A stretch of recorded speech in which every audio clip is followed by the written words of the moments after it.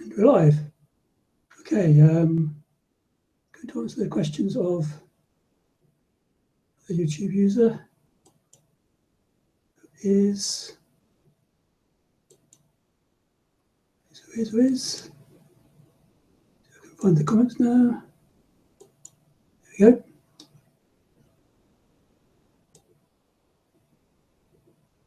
Sapphire Shield. So Sapphire Shield, this is for you. It's me answering your comments from the last Facts versus Feminists video. To change, like I said I would, just to answer your questions. Right, okay, let's go. Blah, blah, blah, blah. Just looking through your comments. Right. Okay, so you've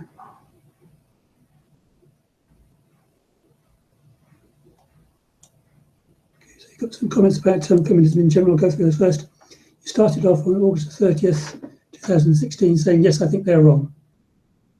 Censorship and authoritarianism means abuse, the shutdown of criticism and intellectual feminism, which is widely accepted by feminists, espouses Marxism, which is unworkable economically. Well, there's quite a number of sort of presumptions in there. I'm sorry to laugh, but not all feminists are Marxists. Marxism has a relationship to critical theory, I know. Feminism has a similar connection to critical theory, but I think that's as far as it goes, really, in formal sense. I could be wrong about that. But certainly there's no obligation for a feminist to be Marxist, or vice versa, as far as I understand the strict definition of those terms, as I understand it. I can only ask to the best of my ability. It's wrong according to my set of beliefs, it's wrong according to pure logic. Well, that's a claim. Probably require you to back it up. It's got contrary to your set of beliefs. Okay, that's your opinion, that's fine. What's the common stances are hypocritical? Well, again, that's a claim. Not backed up by credible sources. Again, that's a claim. Okay, I get it. You're sort of putting your story, setting your stall at this stage, saying why you don't like it. But I think I really have to ask you to sort of make that concrete in some terms. Say what your evidence is. It's just it's feminists you speak to in your class or whatever. They may not be completely. They might be as au fait with the arguments as some other feminists are. I'm not saying I am, but you have to make allowances for the fact that people you're talking to may not have the right version. If you're going for sources, you need to look for things like the National Organisation of Women or UN Women's Agency in the United Nations. People like that, people who can speak for feminism, not just feminists. Sort of very frequent error that people make. Not all feminists speak for feminism. I don't, for example. I speak for me. I'll answer my questions as best as I can. But I don't represent feminism in any way. Obviously, I'm bloke to start off with. So it makes me a little unusual to start off with. Plus, which I don't know feminist theory inside out and back to front either. That's also like ideas like thought crimes. I think you mean hate crimes.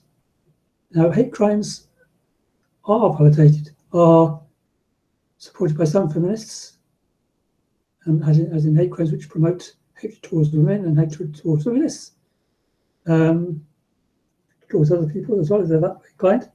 But it doesn't require feminism to be pro-hate crimes, having a law about hate crimes. Whole sections of Europe have laws about hate crimes. Britain now has laws about hate crimes, effectively, about gross offensiveness and so forth, which has been under discussion for a lot of reasons, not just feminism. It can be hate crimes against religious minorities like Muslims, for example. It can be against homeless people or LGBT folk or things like that. So it's not a specifically, hate crimes are not a specifically feminist thing. I don't think you think they were originally a feminist thing, but they're certainly not a sort of specifically feminist thing.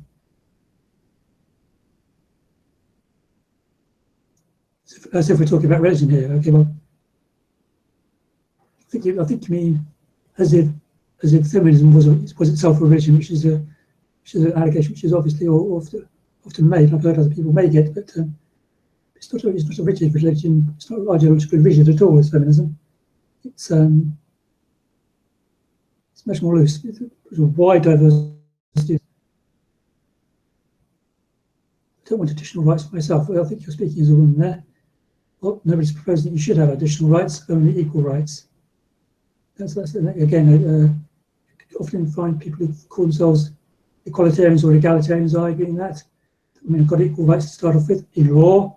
Therefore, if they want more rights, that's even more than equality. Well, they don't. It's not feminism.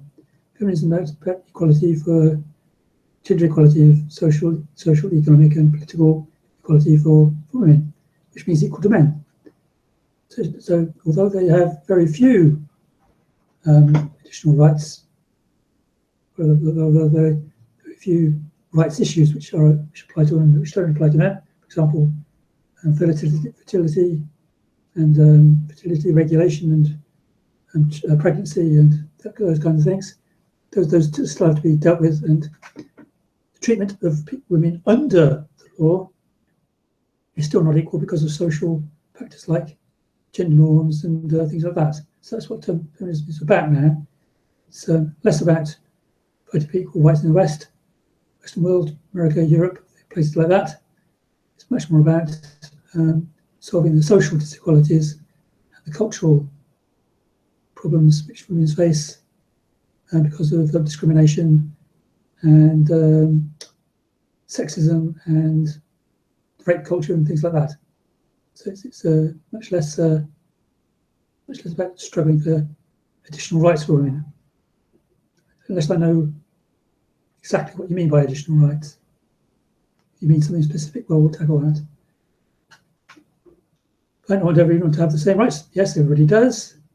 Black chick is allowed to call me racist. Okay, well, you've got to use the language. I understand it's not a terminology I'd usually use, but I'll come to understand on YouTube that you can use terms like cracker motherfucker without sort of blanching or going wicked and easy about it. So a black chick is allowed to call me a racist cracker motherfucker, which will have to go to a nigger or a cunt without legal repercussions. But it all depends, because there are laws already and have been laws for a long, long time about offensiveness. I think in America you call them, what's it called? In the UK it's called distress. You're not allowed to cause distress, that is more than a general offence, but less than a grossly offensive term, like you said to someone you're going to rape them, that would be grossly offensive. If you tell them why, that could be grossly offensive. Tell them because they were a racist cracker motherfucker, or they were a cunt or whatever, that could be called grossly offensive. If you were to say to them, I'm going to rape you because you are a, that could be called grossly offensive, and people in the UK do time for that. There's a case recently, I can't remember what it was exactly, but someone sent a Twitter threat of wanted to rape someone, was arrested and was convicted and was now doing time, as far as I know. I know you may think that's horrible and all the rest of it, but it's not that feminists are calling for extra laws. There are laws already. There are harassment laws which could be used in the US if there was a will to do it. There's no extra laws you're working for. It's the laws there are to be actually implemented. That's the feminist point, I think. The laws that there are to be implemented. Being offensive should be illegal. Well, it's not generally illegal. Anyway, it's not generally illegal in the UK or Europe or anywhere else where there's hate crime laws. Slightly more restrictive freedom of speech. No free speech country is ever free speech. There are always restrictions of free speech. If you go to Wikipedia, just Google in restrictions of free speech, you'll find a lot there. There's defamation, there's slander, there's libel, there's menacing, there's all kinds of different restrictions on freedom of speech. So freedom of speech is not the absolute. They're called free speech, freeze peach in the jargon. Free speech is not the way it is. Free speech is not free. It had to be fought over for a long time, and blood had to be shed to protect it, and so forth. And still may have to be shed to protect it, and it's not a free thing at all. isn't free as in gratis, gratis being a Latin word for free of charge. It's certainly not free as in libera, which is the Latin word for being free as in liberated. Because there are various things you have to make allowances for the fact that you share your society and your planet with other people. Their feelings can be hurt, and there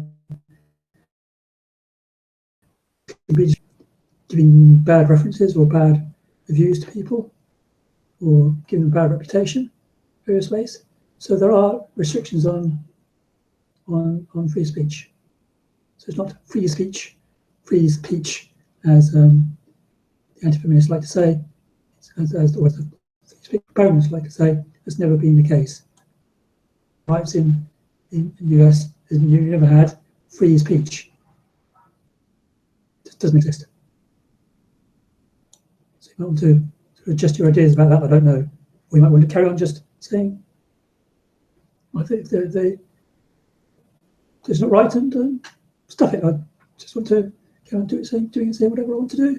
That's my right to have an opinion, which of course is your right to an opinion. But you have to take it from a different point of view, because feminists aren't. Right. Feminists aren't is your next question. Feminists aren't focusing their efforts on calling out shitty political moves. I don't know what you mean by that exactly. They don't happen all the time, specifically gender rights.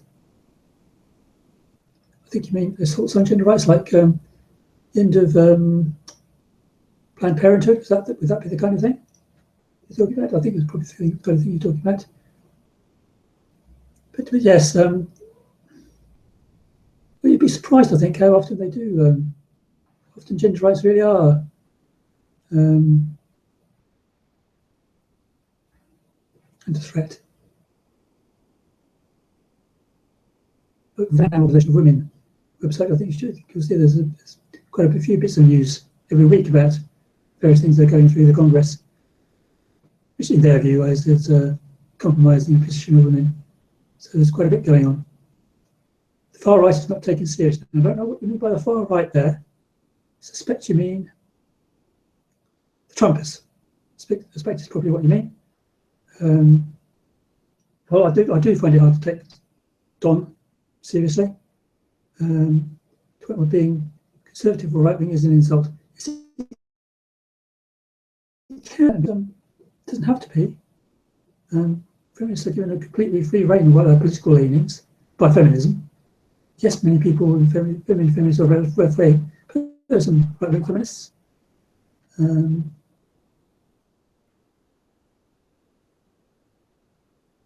Exception, I have to be honest, but yes, there are some. There are, for example, a very powerful group of feminist women, Muslims, who are very active in both in the West and in the country of origin. So they are, as far as I know, all traditional Muslims, and that means, in my book, fairly right-wing, fairly conservative about matters to do with the family and proper conduct and LGBT rights and things of that nature, all those problematic areas with Islam. All those feminists are, or the Muslim feminists are conservative in that nature. So you don't necessarily have to be a left winger to be a feminist, but most are, as I understand it. Pretty sure I'm right about that. And yes, the right should be able to say whatever the heck the hell they like. Well, would you really want a political party to state their beliefs and intentions? Well, if it was an actual Nazi party in Germany, no, I wouldn't, because of all the consequences that would have. There are some things, but there are some political activities which, for the sake of peace and tranquility, I'm prepared to have some legal restrictions on. And the Nazi party in Europe would be one of those. The actual, not people who espouse fascism, but actual people who worship Adolf Hitler. There are a few. That kind of thing really can't be allowed to get going again ever, because of the well, it'd just be too awful to even contemplate. So not whatever the hell they like, but pretty much whatever they like. from Bruce is a to Donald Trump is a whatever. Everybody should be able to say whatever they like pretty much without qualification, and I will fight and die to protect that right. Also protect my right in a similar vein, which of course is what is necessary to have a right at all, in a practical sense.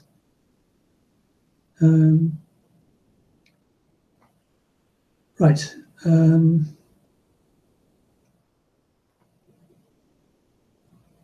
it comes to passing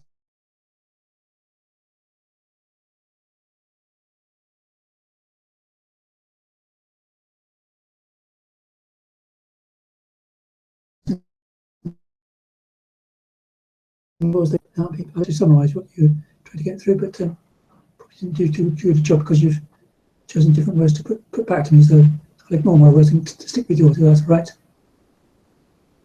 So would you really want a political party not to take the police attention, depending on political party? If it's a nice party, yes, I would. And for very few others I can think of, certainly not for Donald Trump and his mob. They can say whatever they like. That's very important. When it comes to passing laws, they shouldn't do as they please. Well, no one can do as they please. When placing laws, that's democracy. We have to pass laws by consent, by degree of consensus and working together.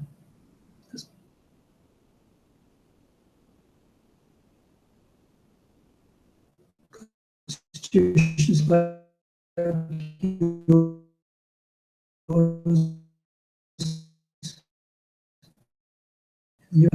they aren't being kept in check by the people who want to demand safe spaces and tear down statues depicting historical events. Please, they aren't being kept in check by people. Right, and I think you mean that the far right aren't being kept in check by people who want to demand safe spaces, tear down statues depicting historical events. Well, I don't think that there is the intention is to keep them in check, as it were, by doing those things. I think the intention is to confront them and say, you know, you're not going to have your own way. This is my history as well as your history. And if I want to have a statue of a brave woman rather than a great general, great Civil War general, in fact, I don't think this particular case was, you may have in mind, Robert E. Lee or something like that. Well, I think they're entitled to say so by the normal process of consensus or majority voting, if it really comes down to it. You make those decisions. There's nothing unusual about that. But I do think there is a move to just confront right-wingers and anti-feminists and misogynists and people who want to have their own version of history prevail without qualification, without opposition. I think there is a move to confront those people and sometimes to win. Although I would share your anxiety if they were mass book burnings and things of that nature going on. But I think we're fairly far away from that as yet. Placing one would be very it's actually tearing down statues. I think would have a problem with that, but I think it's just a question of taking them out to be removed and stored somewhere else, not on public display, which I think is fine. As long as the history is kept, as long as it's on record, as long as it's on archive, it doesn't really matter whether it's public or being promoted. Or one age will promote one thing, the age will be promoted another thing. In London, where I hang out most of the time, a lot of the time, doing a video about it. I'll show you in a second. There's a statue to memorial to the machine gun brigade in World War One, saying how wonderfully well they killed everybody. That's the kind of statue which you wouldn't normally see being put up nowadays. So I think there is a case for sometimes at some stage, probably not now, but removing some of those statues and replacing them with other ones. I don't think there's any particular problem about statues. Safe spaces, I never quite understand people's objection to safe spaces is, because what it means is it's just a place of refuge where people who are getting really, really terrorised and just so full of the horrors of being just criticised. Being a woman could be a rape victim or a victim of male abuse or whatever. people who know how to treat safe spaces so that there's no unnecessary jarring or shocks to people like that. So their stress can be managed. They can have their own way in speech, while they recover from whatever pressures there are, in time to go back out to the wide world and confront whatever is to be confronted. So it's not, I don't think there's kind of huge chunks of universities being declared as safe spaces. It's just sort of, offline areas where you can go to not be around, to say your mind without being criticised. And there are safe spaces online. I know Manchis, the YouTube user called Manchis, tries to operate a women-only safe space where you can say whatever you like about men without fear of being creeped on or approached in an inappropriate fashion or whatever. She tries to do that on YouTube. Good luck to her. Got to work it out, but she does that, and I think other people. I would say, actually, to be honest, the biggest safe spaces on YouTube are the ones owned by the dominant, often male, atheist, anti-feminist YouTubers like Sargon and TJ Kirk, amazing atheists. Those kinds of people, those pretty much have their safe space because of the training they give their troll armies to just mock and irritate and bore people out of interacting with them on those channels. I interact on Sargon's channel a lot, so I get my share of why the term motherfucker doesn't scare me very much, because I get all kinds of language on there. So no, they try to police their spaces, so they are echo chambers, they are safe spaces for people to go and hate on women and Muslims and all the rest of it. So those are the big safe spaces right now. So, but I don't know really quite why they themselves have such a down on safe spaces. I couldn't quite understand that, but never mind. Where was I? I was never arguing to take away certain parties' platform. In other words, feminist platform, I think.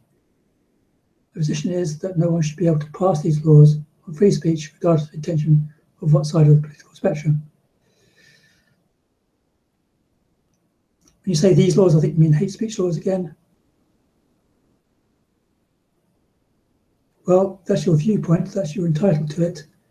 I see a space for restricting hate. I don't think the free speech is having people able to say, I'm going to rape you, I'm going to rape you, I'm going to rape you, I'm going to rape you, with graphic illustrations and cartoons and all the rest of it, showing what, where, what, how, and pictures of your front door and all the rest of it. I think there is such a thing as harassment. I think there is such a thing as hatred. I think there is such a thing as spreading hatred deliberately, inciting by that means violent speech and violent actions from other people. Because you have to remember, some of these channels have got vast numbers. It only takes one loony person to really cause a problem. It actually does know where they live. Actually does. He's loony enough. Well, the example of Joe Cox recently, the MP in Britain, who got shot by a guy who made his own gun. Some crazy delusion that he was acting patriotically against a traitor. So these kinds of speeches and these kinds of ideas I'm prepared to a certain extent, sorry to say, to contemplate a certain degree of compromise on free speech for the sake of safety, of security. I know that may be contrary to your tooting US free speech, First Amendment for everywhere, kind of Star Spangled Banner and damn the British kind of attitude, but yes, I think so, that I am prepared to compromise. For me particularly, for me specifically, prepared to compromise those. And it seems that the political environment in which I live are friendly to that, because we do have gross offence laws, we do have hate speech to a certain extent laws, yeah, and they seem to be going okay. There are some objections, of course, but I think particularly in regard to Muslims, at the moment they are needed, because Muslims, and in particular Polish immigrants, for example, are being subject to very large amounts of anti-immigrant and racist and bigoted speech, which is designed to intimidate and menace and stop people from speaking, worshipping, and acting freely. It's actual compulsion by means of speech, which I know is an alien concept to you, but I think people can be coerced, threatened, menaced by speech. The reason I would want feminists to fall out of favour with people politically is because it is an ideology based on bad ideas and misinformation. Well, that's your opinion. You'd have to say what bad ideas and what misinformation, how you know it is bad ideas, and how you know that information is misleading. But it's not related to protection of certain rights. I think which I understand, be very fair-minded, don't have to have a preference for feminism or for anti-feminism. Want everyone to have the same rights and have the same liberties. For feminists to be able to say to you, and for anti-feminists to say back again, which is one kind of form of discourse, I suppose. But it's not one that I have a great deal of faith in. You may have a faith in being very robust in language, very robust in debate. I don't. I have the opposite faith. I think that you can only really exchange with people when you're being polite and cordial, taking care of each other, which I'm actually trying. I mean, I realise it, but I'm actually trying to take care of you in this conversation. I'm trying to put your points in the best way that I could possibly think of to put them. Which is why I rewrote your. I try to interpret every single thing you say in the way that best makes sense to me, because I'm trying to be charitable to you, but not just charitable. I'm trying to be constructively charitable, not just passively looking on the bright side, but actually trying to construct your arguments in such a way as they make the best possible sense. I'm sort of constantly trying to argue against the best version of what you think and what you say. So I'm sorry if you don't understand that or don't believe it. I don't know. But there you go. There we go. So that's it. You just got a crap computer. Sorry about that. I've got a good computer. I'm old and rich, and I can afford such things. So to you, ageist. Sorry about that. But you can say I've got Parkinson's disease. I tend to get a bit of gallows humour every now and again. It amuses me that I've got money to spend when young people haven't. They've got fitness and liveliness, and I'm dead jealous of that. But got money and you haven't, so we're even in that kind of sense. I've got a crap body, you've got a crap computer. There you go. Right, there you go. No more of that.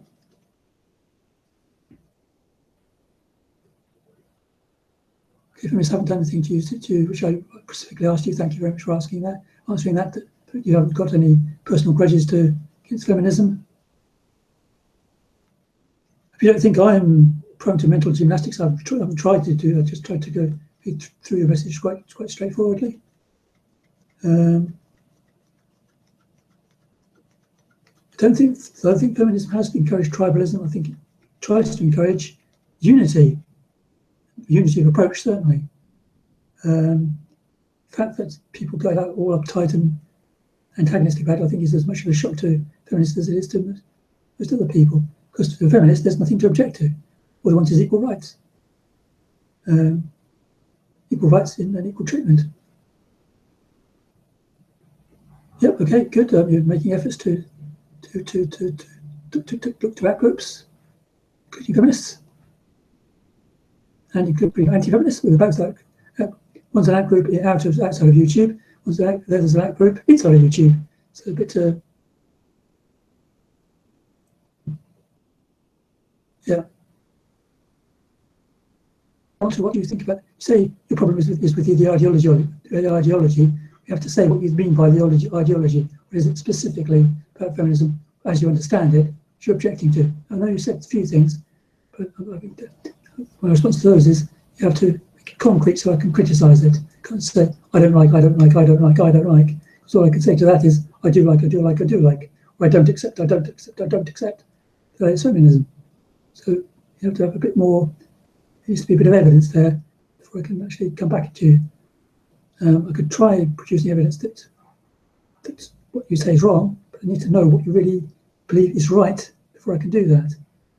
And to a certain extent, why you believe it's right, and what evidence, who you're listening to. I don't mean detailed files and all that kind of thing. Just which channels are you listening to? Are you looking to Saga on? Listening to Christina Summers? Are you listening to, what's your source? Because I know most of the sources now. Can't try to argue most of them.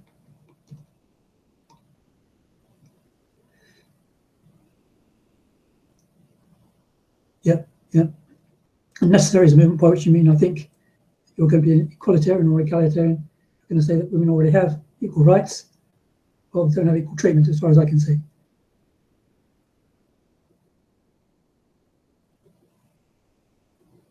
Speech you've already been through. Certainly believe that makes me dislike a person because they just so heatedly disagree.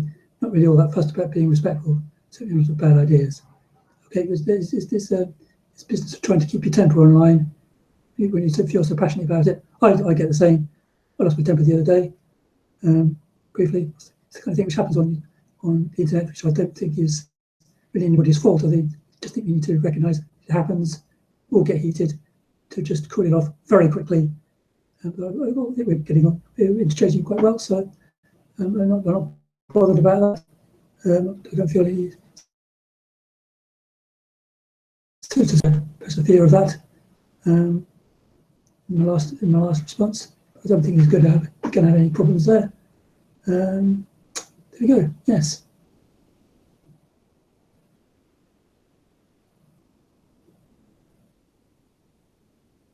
Masculinity.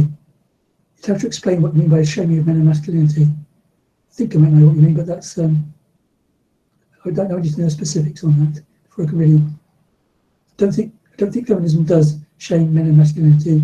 I don't think that's its mission. I don't think that it's content. I can understand the kinds of things you might be coming back to, but I don't want to do guesswork. I need you actually to say what you mean. So just going to flick back to your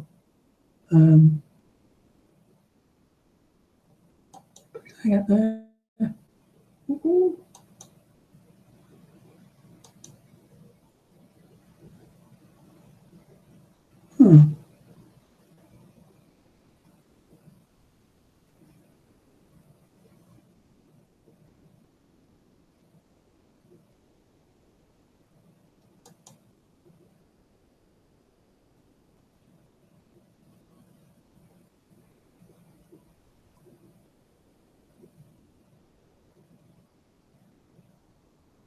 Hello?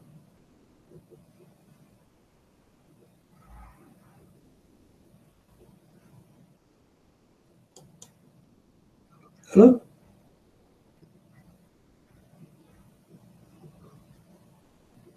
I'm going to have to try and sort this out later. Right, I'm going to try and link you through to the right one later on. Okay, see you later.